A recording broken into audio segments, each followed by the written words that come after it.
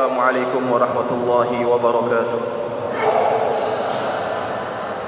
Alhamdulillahilladzi hadana li hadza wa ma kunna linahtadiya laula an hadana Allah. Asyhadu an la ilaha illallah wahdahu la syarika lahu wa asyhadu anna Muhammadan abduhu wa rasuluh. Allahumma shalli wa sallim afdhalas salati wa akmalat taslim ala sayyidina wa habibina wa syafi'ina wa qurrati a'yunina wa maulana Muhammadin wa ala alihi wa ashabihi ajma'in, amma ba'du. Yang kami muliakan, yang kami hormati guru kita bersama Al-Ustaz Kiai Haji Ahmad Al-Badawi bin Kiai Haji Diyauddin Abdul Khair, mata'anallah bituli hayatih wa nafa'ana bi'ulumih. Segenap pengurus DKM Masjid Al-Barakah Asy-Syafi'iyah, Ustaz Haji Alwi Rashid beserta jajarannya dan para jamaah yang dirahmati Allah sekalian. Alhamdulillah, pagi ini kita dapat berkumpul pada pertemuan yang penuh barokah, yang kita mulai dengan Qiyamul Lail. Kita bermunajat kepada Allah untuk kebaikan bagi negeri kita, yang mudah-mudahan apa yang kita minta Allah kabulkan, dan wasilah-wasilah kebaikan yang kita lakukan mempercepat turunnya bantuan dan barakah daripada Allah Subhanahu wa taala.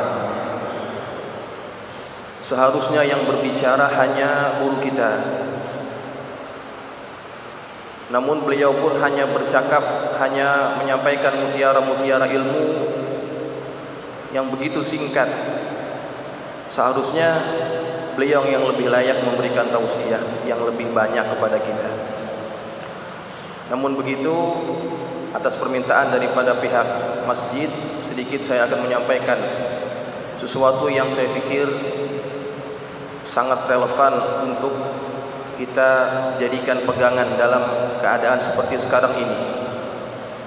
Jamaah sekalian, pada zaman kekhalifahan Sayyidina Umar ibn al-Khattab, beliau pernah mengutus salah seorang sahabatnya yang bernama Sayyidina Amr bin al-As untuk memimpin satu pasukan, yang tujuan pasukan ini adalah membuka kota Mesir, negeri Mesir pada ketika itu. Sayyidina Amr bin al-As adalah sahabat Nabi yang bukan hanya cerdas, bukan hanya pintar, dan juga sahabat Nabi yang bertakwa kepada Allah Subhanahu wa taala. Waktu itu Sayyidina Amr bin As membawa pasukan sebanyak 4.000 orang menuju ke negeri Mesir, yang waktu itu Mesir masih di bawah jajahan Kekaisaran Romawi. Pasukan yang dihadapi oleh Amr bin As itu jauh lebih banyak, yaitu sebanyak 50.000 pasukan. Namun atas izin Allah, pasukan Amr bin al-As ini dapat menaklukkan dan akhirnya dapat membuka negeri Mesir menjadi negeri di bawah pimpinan kaum muslimin.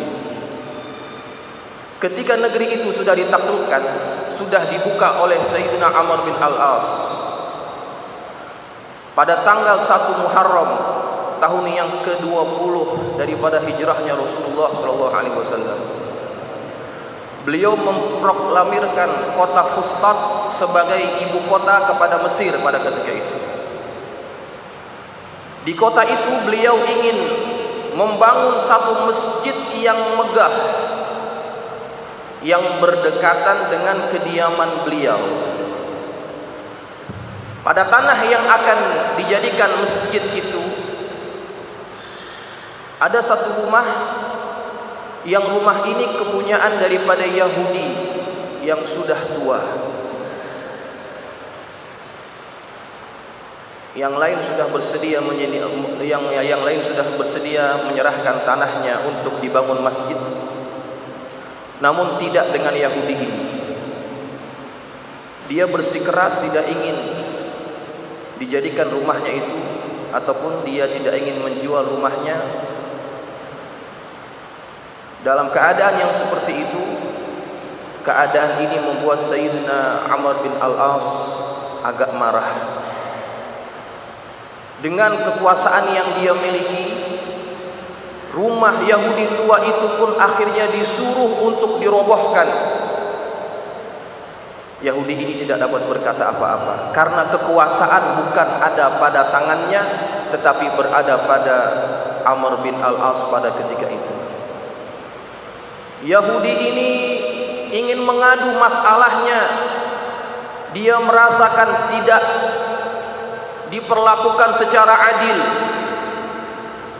Kemudian Yahudi ini akhirnya datang ke kota Madinah karena dia tahu bahwa Amr bin Al-As ini punya atasan. Atasannya adalah Khalifah Umar bin Al-Khattab. Ketika itu Yahudi ini datang ke kota Madinah. Dia tidak pernah mengetahui bagaimana wajahnya Umar bin Al-Khattab. Ketika dia sampai ke kota Madinah, dia bertemu dengan seorang lelaki yang sedang duduk di bawah pohon. Kemudian dia bertanya, di mana istananya Khalifah Umar bin Al-Khattab? Kemudian lelaki ini berkata, istananya berada di atas tanah lumpur. Lalu siapa pengawalnya? Pengawalnya adalah orang-orang miskin, anak-anak yatim, janda-janda tua. Lalu apa pakaian kebesarannya? Kebesarannya adalah malu dan takwa. Lalu di mana dia sekarang? Dia berada di depan engkau. Rupa-rupanya orang itu adalah Umar bin Al-Khattab. Apa urusanmu datang ke tempat ini? Wahai khalifah, saya adalah orang Mesir. Kemudian ada salah seorang sahabatmu yang dia memperlakukan saya secara tidak adil. Tanah dan rumah yang saya tempati dihancurkan begitu saja tanpa seizin saya. Umar ketika itu marah, merah wajahnya. Kemudian setelah agak mereda marah itu, Umar menyuruh orang ini untuk mengambil satu tulang unta dari bahagian tulang belikatnya. Kemudian diambil pedangnya, digaris satu garis lurus. Berikan tulang ini kepada gubernur Amr bin As. Sampaikan ini daripada Umar. Yahudi tua ini semakin bingung. Saya datang jauh-jauh cuma dikasih tulang. Kemudian dia pulanglah dalam keadaan kebingungan. Sampai di kota Fustat itu, dia bertemu dengan khalifah, dengan gubernur, dengan amir pada ketika itu. Kemudian disampaikan bahwa aku sudah bertemu dengan Umar. Lalu apa yang dia katakan? Dia hanya memberikan tulang ini. Dilihat tulang itu, kemudian dia lihat ada tanda garis lurus di tulang tersebut. Seketika Amr bin Al-As ini gemetaran melihat apa yang dia perhatikan itu. Seketika Amr bin Al-As menyuruh semua pasukannya untuk merobohkan masjid itu dan membangun semula rumah Yahudi ini. Yahudi ini semakin bingung. Tadi saya pulang ke Mesir, bawa tulang sudah bingung. Sekarang saya semakin bingung ketika saya berikan tulang itu, tiba-tiba masjid ini dihancurkan lagi. Ada apa sebetulnya? Kemudian kata Yahudi ini, sebentar Tuhan. Sebetulnya apa yang terjadi? Kenapa Anda ketika mendapatkan tulang itu, Anda merasa gemetar dan kemudian Anda menyuruh pasukan Anda untuk meruntuhkan lagi masjid yang sedang Anda buat? Wahai Yahudi, wahai orang tua, sesungguhnya saya mendapatkan teguran yang keras daripada khalifah untuk saya menegakkan keadilan. Seandainya engkau tidak berlaku adil, maka nasibmu sama seperti hewan yang sudah mati ini. Engkau akan menghadapi hukuman yang tegas. Ini satu gambaran, satu potret betapa orang apabila mempunyai takwa kepada Allah, dia akan senantiasa menegakkan keadilan. Karena di antara ciri orang yang bertakwa adalah senantiasa berusaha menegakkan keadilan. Allah sebutkan dalam surah Al-Maidah, "Wala yajrimannakum syana'anu qaumin 'ala alla ta'dilu, i'dilu huwa aqrabu littaqwa." Janganlah sebab kebencianmu terhadap satu kaum, terhadap satu golongan membuat engkau tidak berlaku adil. Berlaku adillah engkau, karena keadilan itu adalah sesuatu yang sangat dekat dengan ketakwaan. Hari ini kita sedang dipertontonkan betapa keadilan itu sesuatu yang mahal di negeri ini, yang tidak sehaluan, yang tidak satu pendapat, kemudian diperlakukan dengan begitu semena-menanya, sedangkan orang-orang yang sehaluan dengan dia melakukan kesalahan yang sama seolah-olah hukum itu tumpul.